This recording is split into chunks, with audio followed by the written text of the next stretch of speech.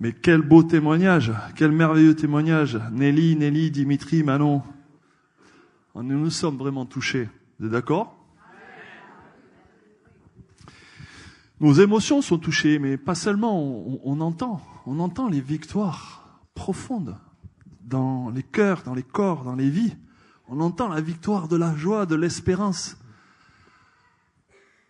de la paix. On entend la désespérance qui s'éloigne, qui est brisée. On entend la drogue que le Seigneur a vaincu, le sentiment d'abandon, d'éloignement, de ce côté perdu qui finalement Dieu nous retrouve, et on entend cet amour de Dieu qui a fait ce chemin extraordinaire. L'amour de Dieu, l'amour de Dieu, l'amour de Dieu. Waouh! Et oui, la communion aussi d'une église, parce que c'est pas une invention humaine, ça, hein, depuis le début de l'annonce de l'évangile. Il y a l'église locale où Dieu se sert des uns des autres pour manifester sa gloire. Et ça commence d'ailleurs par le témoignage. Comment on entend parler de Jésus? Est-ce que c'est un ange qui vient dans notre chambre? Je dis pas que Dieu peut pas faire ça, hein, mais non, en général, il choisit des Mireille, il choisit des Aline et François, il choisit toi et moi qui avons la foi et qui, à un moment donné, sommes à côté de quelqu'un qui ne connaît pas le Seigneur et que Dieu nous met à cœur, pour lequel on prie, et avec qui on va commencer peut-être à partager un peu cette foi, cette espérance. Et c'est par ça que Dieu s'approche de cette personne. Et puis, il y a des invitations, effectivement. Mais soyez sûrs que ces choses merveilleuses qu'on vient d'entendre n'arrivent pas parce que nous sommes des gens sympathiques ici. J'espère que nous sommes des gens sympathiques. Mais c'est pas à cause de ça, hein. C'est la puissance de Dieu qui vient. C'est le Saint-Esprit qui a été promis et répandu lors de cette merveilleuse fête d'aujourd'hui de la Pentecôte. C'est le Saint-Esprit qui vient faire des miracles dans la vie des uns et des autres, de tous ceux qui croient. C'est lui. Et nous sommes très reconnaissants de ce qu'il fait. Et c'est vrai que des années que je suis pasteur, fait des années que certains sont dans la foi ici. On a quelques absents week-end long, malheureusement, mais en tout cas, on se réjouit de tout ce que Dieu fait. Mais c'est vrai que ces derniers mois, c'est comme si on voit de manière plus nette, par moments, l'action de Dieu, le toucher de Dieu, de manière plus puissante.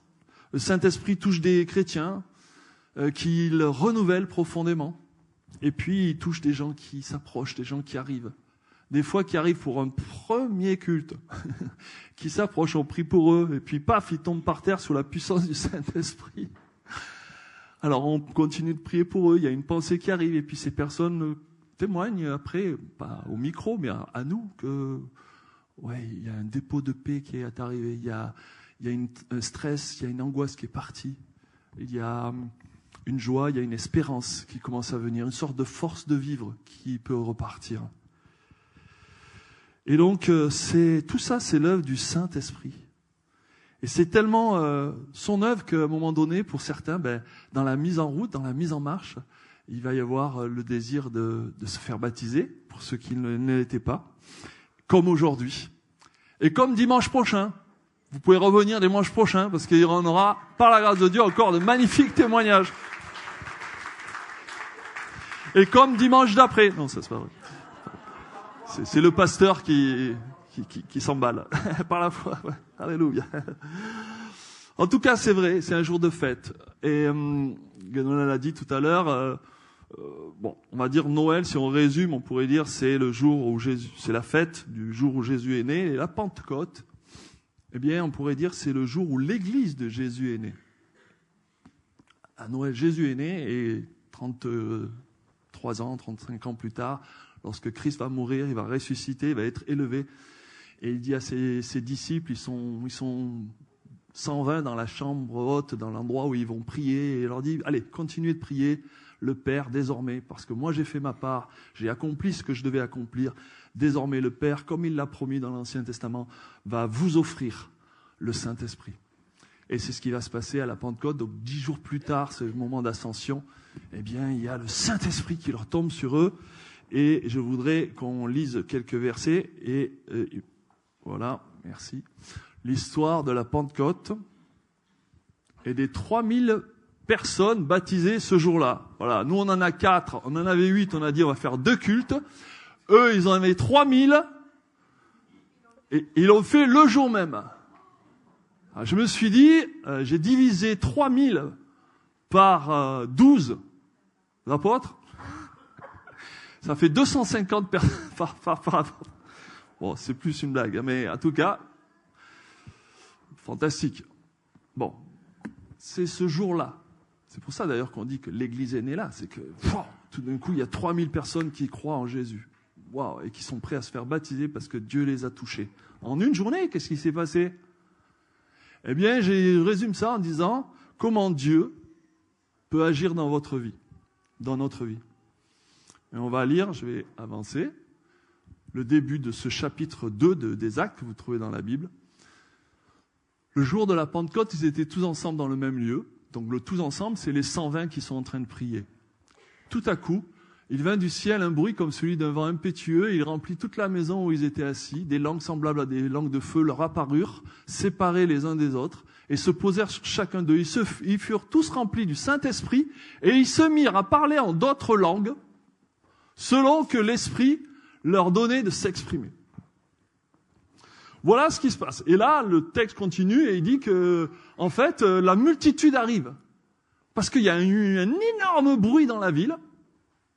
C'est comme un coup de tonnerre, je sais pas, un coup de canon. Les gens disent, il se passe quoi? Et tout le monde arrive.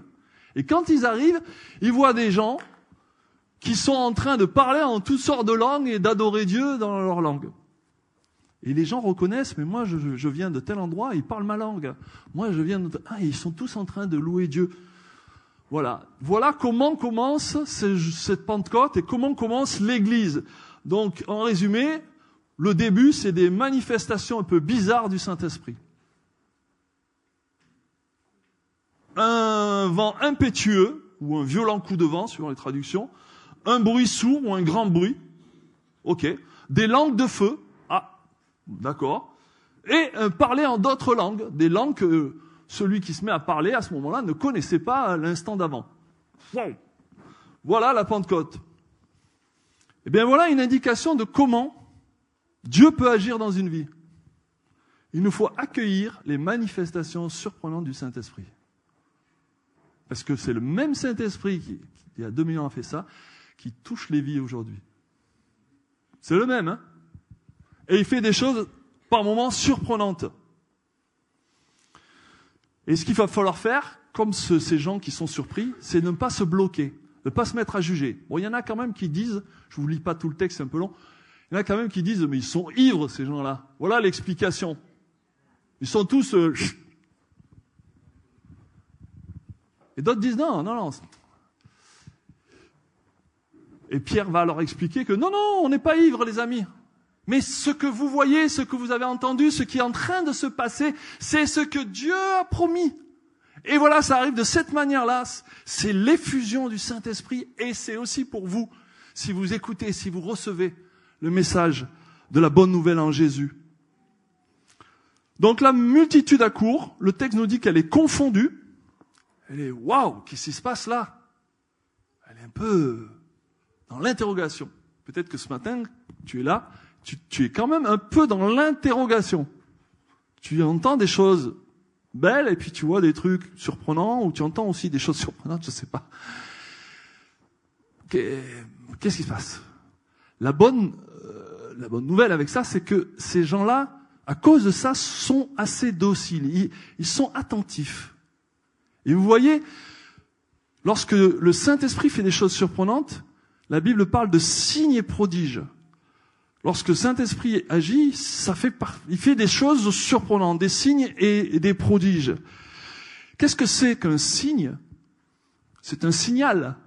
C'est un panneau de signalisation qui nous donne une information. Ça ne dit pas tout, ça explique pas tout, mais ça donne la direction. Un panneau de signalisation qui donne soit un message, soit une direction. Le message, c'est que Dieu nous aime. Le message, c'est que Dieu est là. Le message, c'est que Dieu est en train de faire quelque chose. Ah bon? Et la direction, c'est Jésus, qui est le chemin, la vérité, la vie, et qui lui-même nous conduit au Père. à Dieu le Père qui nous aime et qui veut cette réconciliation avec nous. Voilà. Et quelque part, les baptêmes sont des signes. C'est un signe. C'est un signe d'abord de cette alliance que chacun des baptisés fait ce matin avec Dieu. C'est un signe qui est en lien avec la mort et la résurrection de Christ. La Bible est très claire là-dessus. C'est qu'alors qu'on va les plonger dans l'eau, eh bien, ils sont associés à la mort, à la crucifixion de Jésus. Et alors qu'on va les relever dans l'eau, c'est la bonne nouvelle, ils ne restent pas dans le fond de l'eau. Alors qu'on les relève, ils sont associés à la résurrection de Christ. C'est pour ça que le baptême biblique, c'est un baptême par immersion. C'est pas un baptême avec quelques gouttes qui a peut-être pourrait trouver du sens, mais d'ailleurs le mot baptême en grec baptiséo, c'est plongé, c'est immergé. C'est pas juste quelques gouttes. Mais on comprend aussi parce que ça nous ramène à la croix, mort et ressuscité avec Christ. Voilà, donc c'est un signe. Ce matin, vous êtes en face, nous allons tous être en face d'un signe que Dieu nous permet de voir. Avec aussi les témoignages qui sont magnifiques signes. Voilà. Et alors, ces signes sont là. La foule a couru et maintenant il y a la deuxième étape. C'est Pierre qui pour la première fois va prêcher l'évangile. L'apôtre Pierre qui était toujours derrière Jésus comme les 12, comme les autres. C'était toujours Jésus qui faisait le ministère. Mais Jésus est plus là. Bon, le Saint-Esprit est tombé. Les gens sont là. Il y a une foule. Et Pierre va prendre la parole. Et déjà, il va leur dire, écoutez, non, on n'est pas ivre. C'est vraiment ce que Dieu le Père a promis. Et pourquoi il nous l'offre? Parce que Jésus est venu. Et ce Jésus que vous avez entendu, parce que là, ils sont tous contemporains de ce Jésus-là que finalement les chefs vous avez mis sur la croix, eh bien, c'est ce Jésus, ce Sauveur, c'est lui. Cet agneau de Dieu, donc on a chanté tout à l'heure, qui à la fois devait mourir, mais être ressuscité. Et c'est grâce à lui et à son sacrifice, son salut, son plein salut qui sauve vraiment parfaitement les vies. Quelles que soient les histoires de vie, quelles que soient les circonstances, quelles que soient les galères, quelles que soient les ténèbres, quels que soient les mauvais choix qu'on a pu faire, on l'a entendu. Quelle que soit l'histoire passée, le salut est parfait en Christ et il vous est offert. C'est extraordinaire, c'est merveilleux. Il nous est offert. Alors Pierre va simplement annoncer Jésus, le Sauveur. Vous vous souvenez, il est mort sur la croix. Vous vous souvenez d'ailleurs, il faisait des miracles, il faisait des signes, il faisait des prodiges. Parce que lui, il en faisait. Je crois que c'est un peu plus loin. Voilà. Alors seront sauvés tous ceux qui feront appel au Seigneur. Ça, c'est Pierre qui prêche. Écoutez bien, Israélites, ce que j'ai à vous dire. Vous le savez tous, Jésus de Nazareth, cet homme dont Dieu vous a montré qu'il l'a prouvé en accomplissant par son moyen au milieu de vous des miracles, des signes et des actes extraordinaires. Donc c'est pas juste réservé au Saint-Esprit, mais si Jésus faisait tous ces miracles, c'était aussi parce qu'il était revêtu du Saint-Esprit. C'est ça que veut dire Christ, c'est revêtu, c'est oint. Il était complètement revêtu du Saint-Esprit et il a accompli toutes sortes de miracles. C'est ce que Pierre est en train de leur redire. Les amis, vous l'avez vu, vous l'avez entendu. Cet homme faisait des miracles, voilà. Eh bien, il a été livré entre vos mains, conformément à la décision que Dieu avait prise et au projet qu'il avait établi d'avance. Et vous l'avez tué en le faisant crucifier par des hommes qui ne connaissaient pas Dieu. Mais Dieu a brisé les liens de la mort, il a ressuscité, car il était impossible que la mort le retienne captif. Alléluia. Et en annonçant ça, il en montre que maintenant, vous pouvez vous aussi être au bénéfice de ce salut. Alors, ces gens, ils sont d'abord surpris, ensuite ils entendent un message saisissant, ils comprennent aussi que mince, on s'est vraiment trompé sur Jésus. On a accepté, on a laissé faire, on a cette crucifixion, alors que maintenant, mais c'est lui le Sauveur, c'est vraiment lui. Alors, les voilà, le texte nous dit qu'ils eurent le cœur vivement touché. Et ils sont là devant tous et ils disent, mais, devant Pierre, qu'est-ce qu'on doit faire? Qu'est-ce qu'on doit faire? Alors, qu'est-ce qu'on doit faire? Après avoir entendu ce discours, je suis à la 3e ligne, ils eurent le cœur vivement touché, et ils dirent à Pierre et aux autres apôtres, hommes frères, que ferons-nous? Pierre leur dit, changez, ou repentez-vous, ça dépend des traductions, et que chacun de vous soit baptisé au nom de Jésus-Christ pour le pardon de vos péchés, vous recevrez le don. On peut le finir ensemble, la phrase? Et vous recevrez le don du Saint-Esprit. Ça fait totalement partie de l'annonce de l'évangile. C'est cette puissance qui a commencé à se manifester. On a vu des choses un peu bizarres, mais c'est pour vous. Et lui, il est capable de faire ce que l'homme ne peut pas faire dans votre vie. Personne ne peut faire. Qui est capable de faire un miracle? Personne. Personne ici. C'est le Seigneur qui le fait. Voilà, il est vraiment ressuscité. Et ces miracles qui accompagnaient Jésus sont désormais là, au milieu de nous, par la puissance du Saint-Esprit. Alors, c'est ce qu'ils vont faire. Le texte nous dit que, ils sont d'accord. Et ce jour-là, s'ajouta 3000 âmes. Donc, ils furent baptisés. 3000 personnes qui, je ne sais pas s'ils avaient les locaux assez grands. Enfin bon, toutes les questions diverses et variées. Mais en tout cas, la naissance de l'Église de Jésus-Christ est surnaturelle. Et en fait, ça marche dans l'histoire. Toutes les fois où elle devient juste religieuse, juste humaine, elle s'embourbe.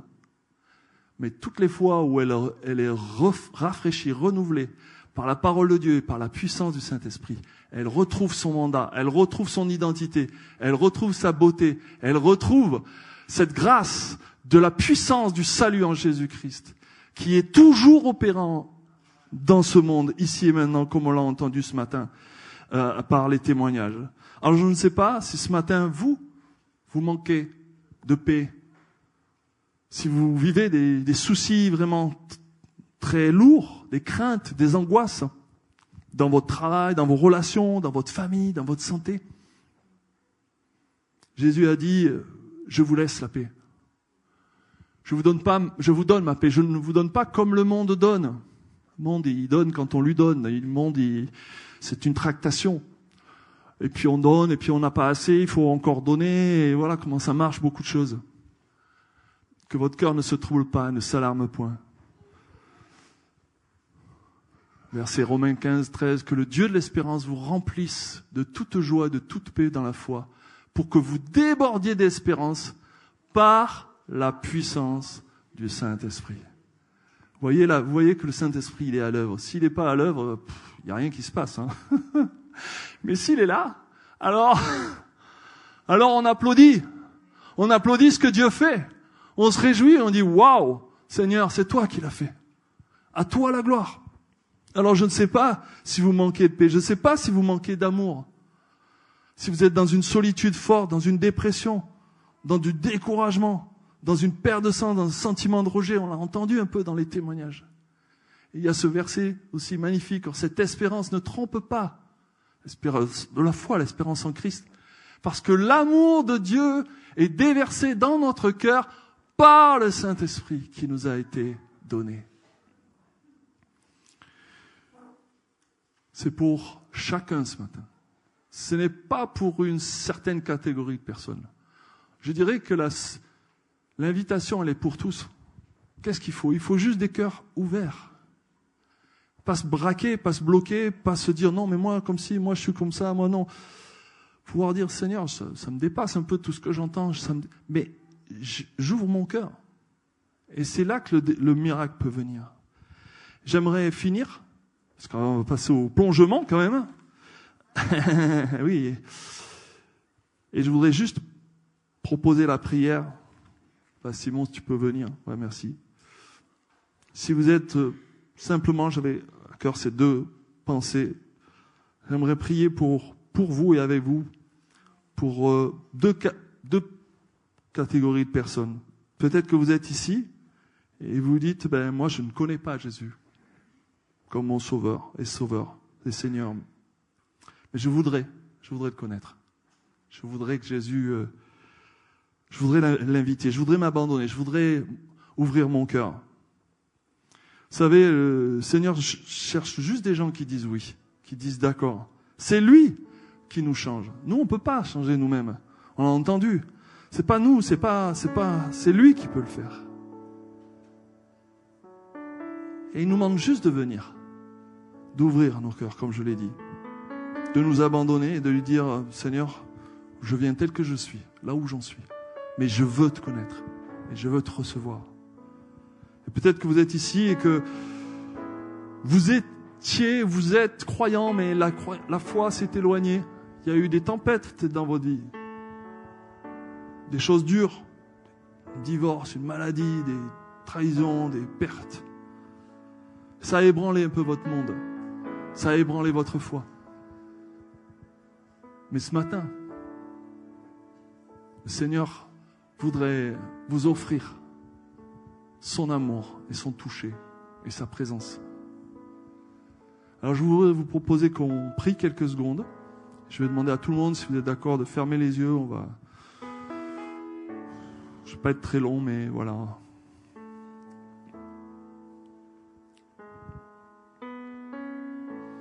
Et s'il y a quelqu'un ce matin qui est dans une de ces pensées que moi j'aimerais connaître Jésus, ou moi j'ai été croyant mais ça s'est éloigné et j'aimerais revenir, alors je te propose de lever la main. Ensuite je voudrais prier pour toi. Est-ce qu'il y a quelqu'un ce matin qui dit moi je suis concerné, moi je veux, moi j'ai besoin, et j'ouvre mon cœur à Jésus.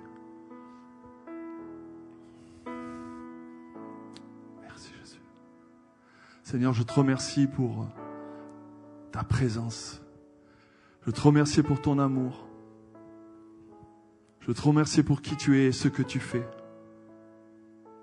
Je te remercie parce que tu es ce Dieu éternel qui, il y a 2000 ans, a envoyé ton Fils et qui ensuite a envoyé ton Esprit.